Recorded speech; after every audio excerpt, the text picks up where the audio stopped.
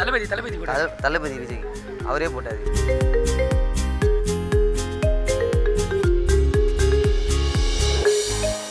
அதுதான் அப்படியே ஃப்ரேம் பண்ணி போயிட்டு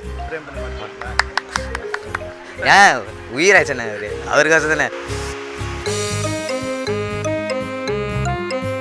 எங்கள் வீட்டாண்டெல்லாம் ஃப்ளட் வந்துச்சுன்னு சொல்லிட்டு தளபதி விஜய் வந்து நிவாரணம் கொடுக்கறதுக்கோசம் கூப்பிட்டுருந்தாரு. அங்கேருந்து நாங்கள் ஏரியாவில் வந்து பார்க்குறேன்னு தான் சொன்னார். ஆனால் ஸ்ப்ரெட் வந்ததுனால பார்க்க முடியல. அதனால் இங்கே வர வச்சார். இங்கே வர வச்சு எல்லாேருக்கும் வெள்ள நிவாரண பொருள் கொடுத்தாரு. அதுக்கப்புறம் நான் பார்த்தேன், ரொம்ப சந்தோஷம். எப்படி இருக்கீங்கன்னு கேட்டால் நல்லா இருக்குங்கண்ணா, இதுமாதிரி ஃப்ளட் வந்ததுனால தான் கொஞ்சம் கஷ்டமாக வந்தது. அதனால் கூப்பிட்டு இது பேசினார்.